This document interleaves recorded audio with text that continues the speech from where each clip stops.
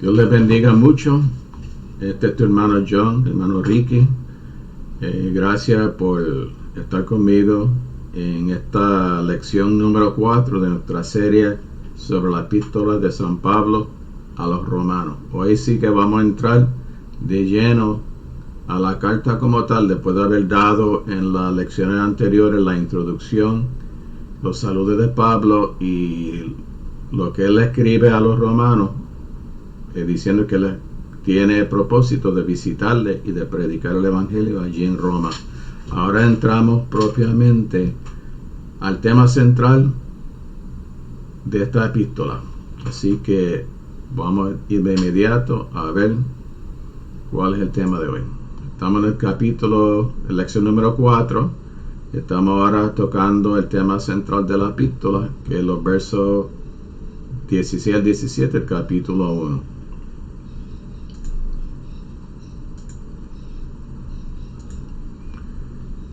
Ahí están los versos, pero vamos a leerlo acá en el próximo slide para verlo mejor. Dice así: porque no me avergüenzo del evangelio, porque es poder de Dios para salvación a todo aquel que cree, al judío primeramente y también al griego. Porque en el evangelio la justicia de Dios se revela por fe y para fe, como está escrito: mas el justo por la fe vivirá.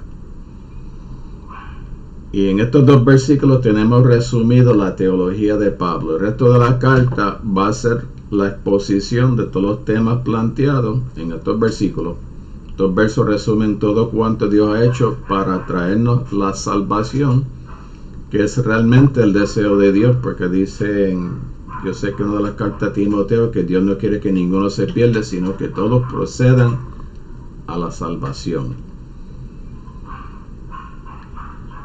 Entonces, lo primero que Pablo dice ahí: porque no me avergüenzo del evangelio. Y uno diría, ¿por qué él pone eso allí? ¿Por qué él diría que no se avergüenza del evangelio, verdad? Y él dice seguidamente, ¿por qué? Porque es el poder, la palabra griega es dunamis, de donde sacamos dinamita y dinámico, de Dios para salvación. Y en el verso 17, que en el evangelio se revela o se está revelando continuamente la justicia de Dios. Y cuando estamos hablando del evangelio, estamos hablando de un mensaje que se basa en 3 hechos históricos. El Señor Jesucristo murió por nuestros pecados, que fue sepultado y que resucitó de entre los muertos, y todo esto de acuerdo con lo que Dios había revelado en las Escrituras. Y Pablo expone esto muy bien en 1 Corintios capítulo 15 del 1 al 5. Le recomiendo que lo lea y lo estudie. Ahora, la otra razón por la cual quizás dice no me avergüenzo del evangelio, porque, y aquí sí que quiero ir a la palabra, y vamos a leer 1 Corintios 1, 18 al 31, que yo creo que esto explica muy bien esto.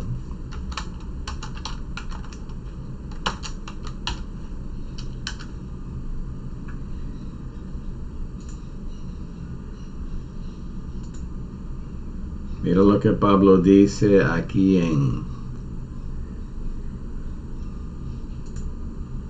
1 Corintios 1, 18 al 31. Es un poquito largo, pero yo creo que explica muy bien el contenido del mensaje y por qué algunos quizás entenderían ese mensaje como locura. Porque la palabra de Dios, de la cruz, el mensaje de la cruz, de un Mesías crucificado, es locura a los que se pierden, pero los que se salvan, esto a nosotros es poder de Dios. Recuérdate, el evangelio es el poder de Dios basado en un mensaje que a la percepción humana sería un mensaje de locura.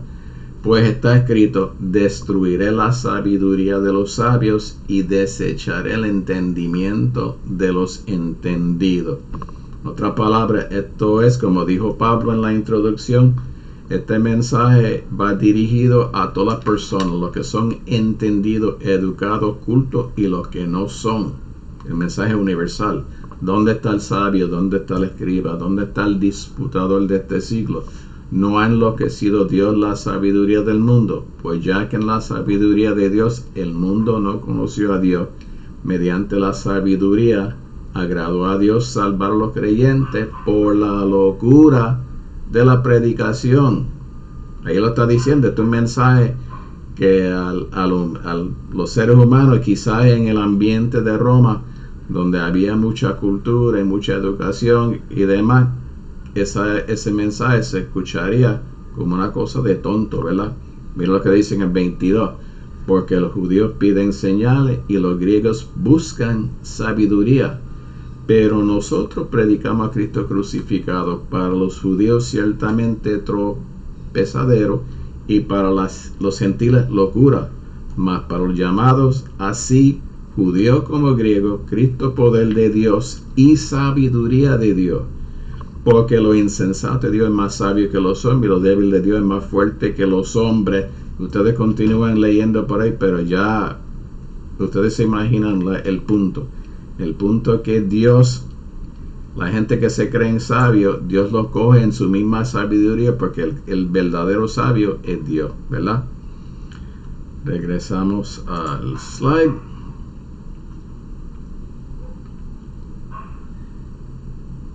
Y disculpen que estoy tratando de manejar esto aquí.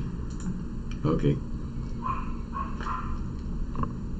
La fe necesaria para creer lo provee el mismo evangelio. Y hay 3 citas aquí que los voy a dar, ustedes los buscan, pero voy a buscar uno nada más, que es Efesios 2, 8, 9. Así que el mismo evangelio, la predicación del evangelio estimula y produce fe. Vamos a ir a Romanos 10, 17.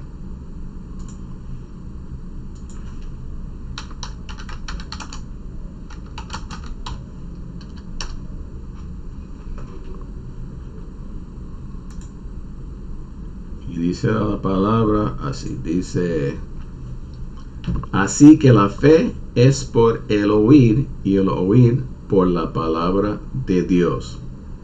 Ahí mata el punto. O sea que la misma palabra de Dios, cuando penetra y llega hasta la mente y el corazón de la persona, produce fe para que la persona entonces puede decidir para Cristo.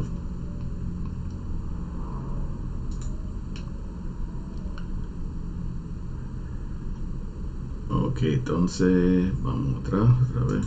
Y disculpan que esto es que cada vez que cambio de escenario aquí tengo que darle un botón. Vamos al PowerPoint otra vez. Ok. Y vamos a seguir comentando. Ok. La fe es la condición para poder recibir la salvación que es universal. Por eso él dice que el poder es el poder de Dios para salvación a todo aquel que cree. La única condición para poder recibir esta salvación que Dios provee gratuitamente es la fe. Por eso dice para todo aquel que cree. Es universal, pero está condicionada en la fe. Entonces, cuando dice al judío primeramente y también al griego, es lo que quiere notar ahí, es que el pueblo de Israel fue el medio por el cual vino el evangelio. Jesús es un personaje histórico que nació dentro de un pueblo. Esto lo explica Pablo en el capítulo 3 de Gálatas, ¿verdad? Él se inserta en la historia, ¿verdad? Entonces, pues los judíos son los primeros que están expuestos a este mensaje en el día de Pentecostés, después de la resurrección, ¿verdad? Y seguimos para el próximo slide.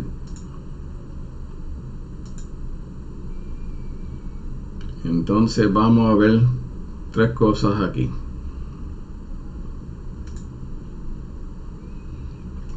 El evangelio, ¿qué es el evangelio? El evangelio es la proclamación de que dije anteriormente de los hechos históricos, ¿verdad?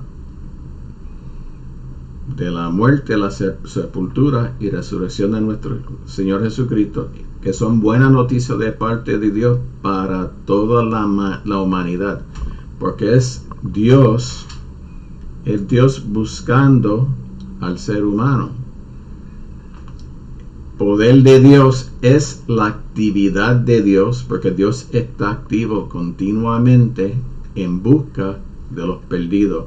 La actividad de Dios para hacer realidad la oferta de salvación a través de la historia de Israel. A todo aquel que cree, la única condición para recibir esta salvación es creerle a Dios. Ya lo dijimos, pero lo repetimos.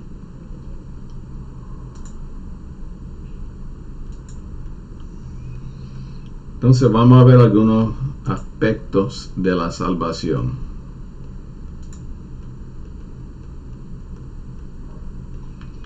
La salvación es más que el perdón de los pecados, porque si se quedara solamente allí, realmente no tendría tanto alcance, porque incluye el alcance total de la liberación de los resultados del pecado de Adán, e incluye, y vamos a hablar de Adán y de Jesús como el segundo Adán en el capítulo 5 de Romanos, ¿verdad? Pero la salvación incluye la justificación, ¿verdad? De que es lo que estamos hablando aquí, ¿verdad? Que estamos hablando de la justificación de Dios, cómo Dios justifica al ser humano para poder estar en armonía, para que ese ser humano pueda estar reconciliado y estar en armonía con Dios. Entonces la santificación es también parte de nuestra salvación, ¿verdad? Porque es el diario vivir, es el crecimiento en santidad, es conocer al Señor en el camino, es conocer sus preceptos, sus mandatos, es conocer lo que Dios pide y exige de nosotros, que tiene la finalidad de la glorificación, la transformación final a la semejanza de Cristo. Y para esto vamos a ver Primera de Juan 3:2. Primera de Juan 3:2.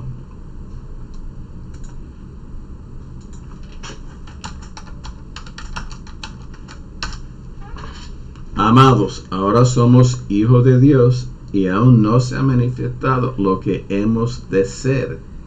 Pero sabemos que cuando Él se manifieste seremos semejantes a Él, porque le veremos tal como es. Y añado el otro verso: y todo aquel que tiene esta esperanza en Él se purifica a sí mismo, así como es puro. Así que hasta ahí está hablando de la finalidad y estamos hablando de la santificación, el que se purifica a sí mismo, así como Él es puro. O sea que la salvación que Dios nos da es una salvación completa, no le falta nada. Vamos al próximo slide. Entonces lo otro es la verdadera salvación. Y déjame decir algo de salvación. Salvación es de la palabra griega sotería, pero salvación también significa salud. Tiene dos vertientes la palabra, ¿verdad? En el Antiguo Testamento esa salvación era una salvación física, quizás de ataques de enemigos, de ser librado de plagas, de ser librado de esclavitud física, ¿verdad? De eso estamos hablando, pero ahora estamos hablando de una salvación que es espiritual, pero incluye también el cuerpo. En el pasado el creyente ha sido salvo del castigo del pecado. Y eso no lo voy a buscar ahí, pero se lo voy a leer. Romanos 6:23. Porque la paga del pecado es muerte, mas la dádiva de Dios es vida eterna en Cristo Jesús, Señor nuestro. En el presente estamos siendo salvos del poder del pecado. Porque acuérdate, la salvación también es liberación, ¿verdad?, de la esclavitud del pecado. Eso estamos en Romanos 6:14, porque el pecado no se enseñoreará de vosotros, pues no estáis bajo la ley, sino bajo la gracia. Estamos librados del poder que nos tenía atado, que nos hacía y nos obligaba a pecar. En el futuro seremos salvos de la presencia misma del pecado. Y este verso sí la quiero buscar y lo veamos juntos. Primero de Pedro 3:1-5.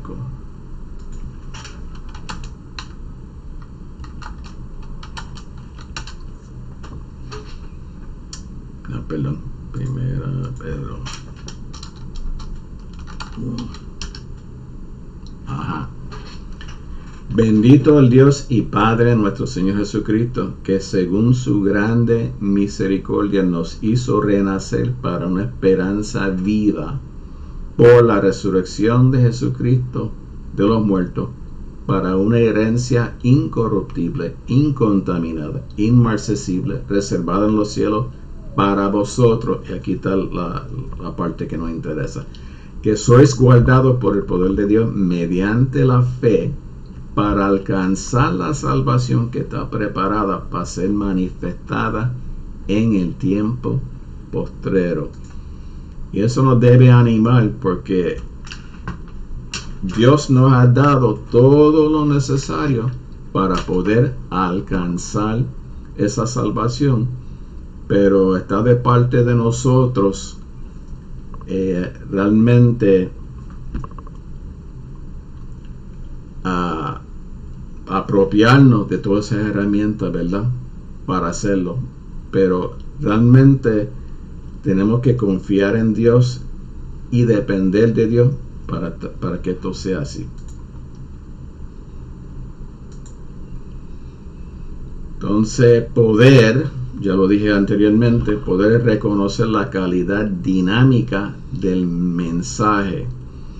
El Evangelio es Dios en acción. Y tenemos que entender que la salvación no solamente la inicia Dios, sino que la lleva a cabo por su poder. ¿Cómo Dios salvaba a la gente en el Antiguo Testamento? Por su poder. Entonces el Evangelio es Dios en acción. Dios siempre está obrando por medio de su Santo Espíritu, buscando los perdidos, tratando de mostrando su amor de muchas maneras, hablándoles de muchas maneras para que ellos tornen hacia Él. Escuchar el Evangelio es entrar en la presencia de Dios. ¿Por qué? Porque no son palabras humanas, estamos hablando de palabras de Dios. Y ahí es la diferencia entre un discurso religioso, que lo único que ofrece son palabras e ideas sobre temas religiosos, pero el Evangelio no es así. El Evangelio realmente es el mismo Dios en esas palabras, entrando a tu mente y a tu corazón y descubriendo lo que hay allí y convenciéndote de tu condición delante de Él, o sea, presentándote la necesidad de esa salvación. La filosofía y la letra humana no tienen poder alguno para salvar. El Evangelio es la operación efectiva del poder de Dios que conduce a la salvación. Para Pablo, la proclamación del Evangelio va acompañado de la demostración del poder de Dios. 1 Corintios 2:1-5, se lo voy a leer. Así que, hermanos, cuando fui a vosotros para anunciaros el testimonio de Dios, no fui con excelencia de palabras o de sabiduría, pues me propuse no saber entre vosotros cosa alguna, sino a Jesucristo y a este crucificado. Y estuve entre vosotros con debilidad y mucho temor y temblor, y ni mi palabra ni mi predicación fue con palabras persuasivas. Escucha esto, su mensaje no fue con palabras persuasivas de humana sabiduría, sino con demostración del Espíritu y de poder, para que vuestra fe no esté fundada en la sabiduría de los hombres, sino en el poder de Dios. Igual que cuando Jesús ministraba. Él hablaba palabras y esas palabras iban acompañadas de portentos, milagros, y casualmente el mismo palabra para milagros es dunamis, es poder de Dios. Entonces ahora vamos a entrar realmente al tema como tal. ¿Qué es la justicia de Dios? Porque como es el tema, y créeme, estuve sudando esto para saber cómo presentar esto de la manera más sencilla, porque la literatura sobre esto es tan y tan vasta, hasta libros enteros que se han escrito solamente sobre el tema que es la justicia de Dios, pero vamos a tratar de simplificarlo, ¿ok? Número 1, este es uno de las dos posiciones que hoy día más están en boga o se creen. Se refiere al estado de creyente ante Dios. Este entendimiento de la justicia de Dios fue defendido por Martín Lutero, el reformador. La justicia es un regalo de Dios que hace que las personas sean aceptables o no culpables a sus ojos. La justicia de Dios involucra una declaración de justicia ante Dios. Es un término forense que significa las personas que todavía son pecadores, son inocentes ante Dios debido al don de la justicia de Dios. Y eso, hay gente que pueden criticar eso porque Lutero creía que uno seguía siendo pecador, y eso se puede debatir. Es un don de Dios que hace que las personas sean aceptables o no culpables a sus ojos, ¿verdad? Vamos al segundo. Es cada vez más común entender la justicia de Dios de manera más amplia en términos del poder salvador de Dios. Y yo creo que hay mucho material del Antiguo Testamento que abona a esto, ¿verdad?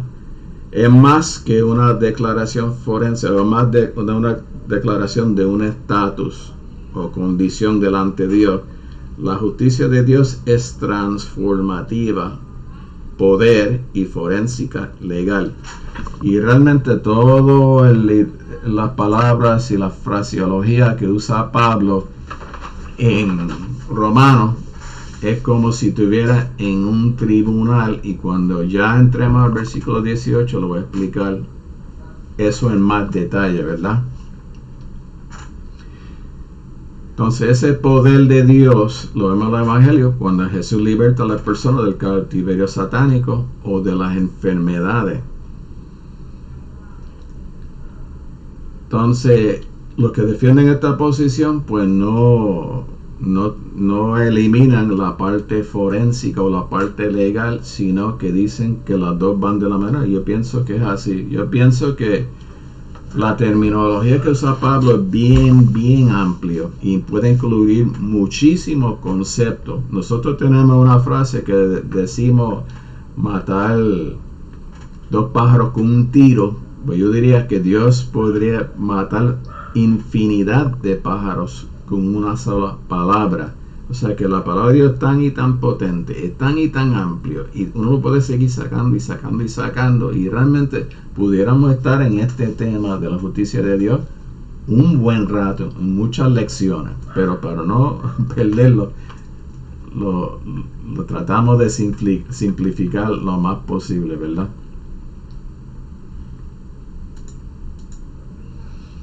Entonces la justicia de Dios es un don divino, y si tú lees Romanos, y te invito a que leas Romanos y leas los otros escritos de Pablo, especialmente Gálatas, Filipenses, vas a ver que esa es la manera que se refiere a la justicia de Dios. Es algo que Dios le da a uno, le concede a uno, ¿verdad? Por medio de la fe. La frecuente colocación de justicia con fe o creer, esa palabra en combinación sugiere que el estado de una persona ante Dios está a la vista. Y aquí hay muchas citas, y yo les invito a que ustedes mismos lean todas esas citas. Yo solamente les quiero presentar uno que yo creo que resume toda esta idea del don. Y de hecho lo vamos a ver cuando lleguemos al capítulo 4, ¿verdad? Pero vamos a leer esto. Romanos 4, 1 al 13.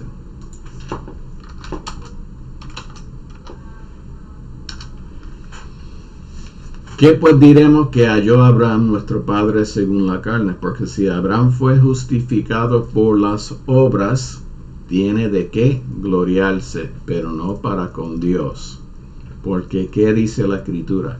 Creyó Abraham a Dios y le fue contado por justicia.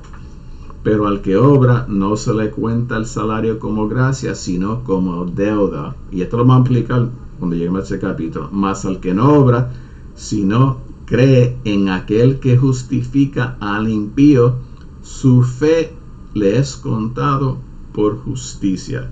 Y leen esto completo también para anticipar cuando lleguemos aquí a esa parte. Vamos a seguir con el próximo slide. Entonces, hablar de fe o creer, la persona creer que se cuenta como justicia, y eso está ahí mismo, lo que acabamos de leer en Romanos, ¿verdad? Que Abraham creyó y le fue contado como justicia. Sugiere un estado que se le atribuye a uno debido a la fe. Y así estamos hablando en términos legales, ¿verdad? Hay una acusación contra uno quizá y el juez falla a favor de uno, ¿verdad? Pablo habla del don de la justicia en Romanos 5:17, donde se refiere a un don divino otorgado a una persona. Vamos a ver Romanos 5:17.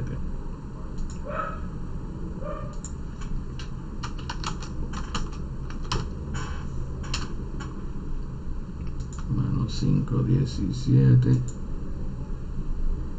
Y dice así: pues si por la transgresión de uno solo reinó la muerte, mucho más reinarán en vida por uno solo, Jesucristo, los que reciben la abundancia de la gracia y del don de la justicia. Una y otra vez Pablo está machacando que la justicia de Dios no es algo que tú puedes ganar, no es algo que tú puedes procurar por ti mismo, es algo que tú puedes recibir únicamente de parte de Dios.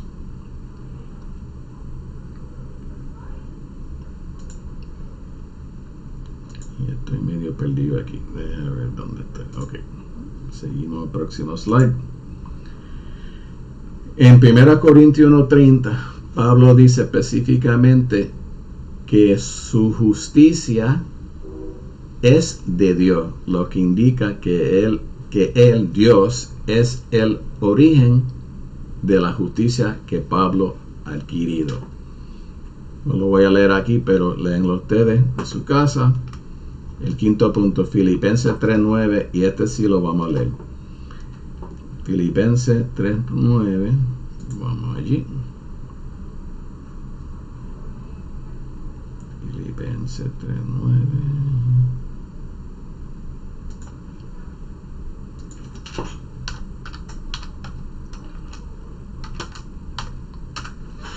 Y dice: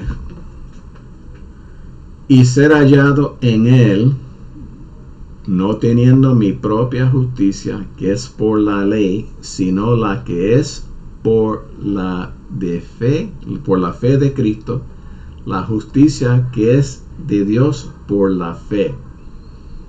Y él está hablando de lo que él había hecho anteriormente, antes de conocer a Cristo, ¿verdad? Como él se creía la gran cosa, pero cuando llega a Cristo se da cuenta que la justicia que él pensaba que tenía por la ley no valía, sino que tenía que aceptar la que es de Jesucristo, la que viene por fe.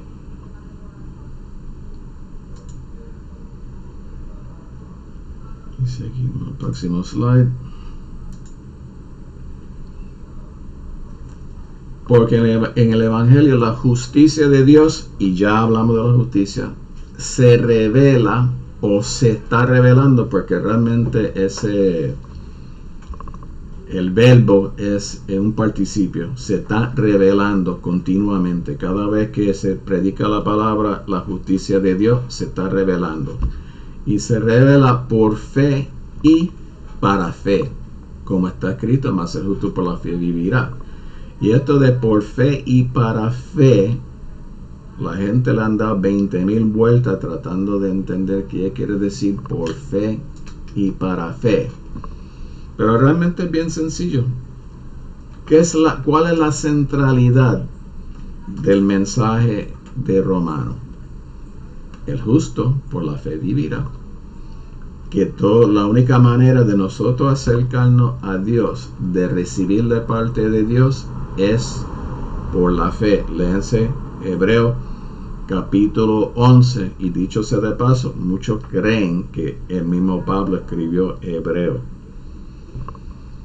Entonces, una de las maneras de mirar esto es que nuestra justificación se recibe por fe, y esa fe a la vez nos lleva a una fe mayor. O sea, que habla de una vida en crecimiento, una vida en santificación, ¿verdad?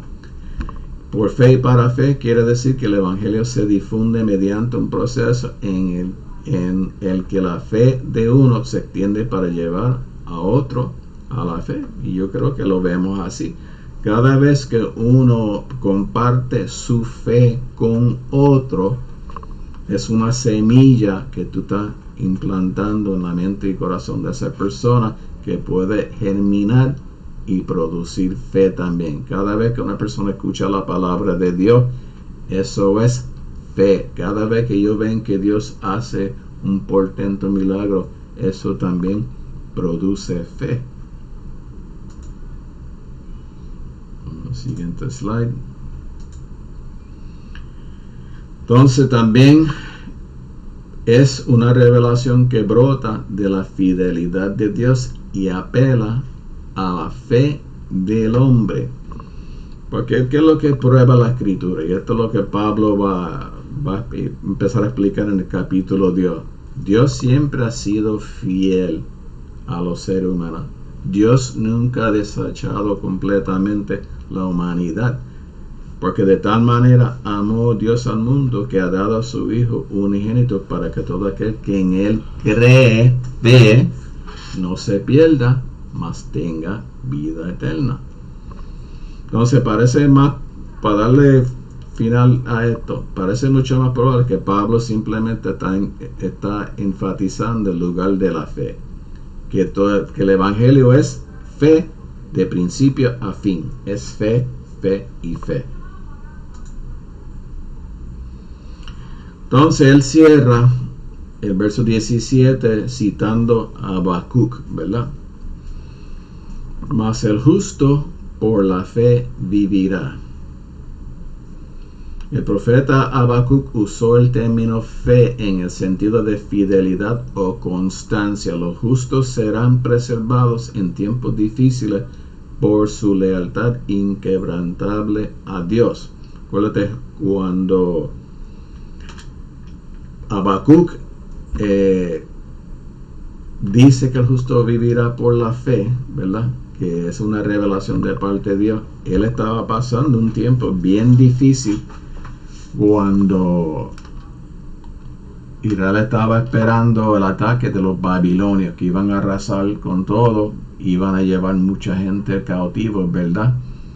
Y donde mucha gente, pues su fe había claudicado y habían dejado adorar a Yahvé como mandaba en la ley que se le había revelado, ¿verdad? Y Dios siempre tenía un remanente fiel, un remanente que sí creía en las promesas de Dios, y sabían que esto que venía, pues venía como consecuencia de ese pueblo que había quebrantado o violado los términos del pacto. Pero Dios siempre tenía un remanente de los que creían, que vivían en fe, que eran preservados, ¿verdad? Entonces, para Pablo, el texto significa que aquellos que son justificados por la fe recibirán vida. El que es justo por la fe vivirá. Y disculpa que hay perros ladrando aquí. Entonces, Pablo está enfatizando la primacía de la fe. La justicia de Dios se revela en el Evangelio, que nos dice que la gente debe venir a Dios o se tiene que acercar a Dios por medio de la fe. La cita de Habacuc apoya la importancia de la fe. Al tomar las palabras, el que es justo por la fe vivirá, Pablo está hablando de la forma en que una persona es justificada, es decir, por la fe, y el que es justificado de esa manera vivirá. En otras palabras, el que es justificado por Dios empieza a caminar con Dios y su vida va a ser testimonio de esa justificación, de que está en esa relación, que está en ese shalom con el Dios vivo. O sea, uno es consecuencia del otro. Y lo dejamos así, pero la próxima lección lo vamos a entrar en un tema bien interesante y bien relevante, que es la culpabilidad del hombre. Les doy gracias por haberme acompañado nuevamente. Le disculpo los ladridos de los perros, no tengo un cuarto sonido, a prueba de sonido.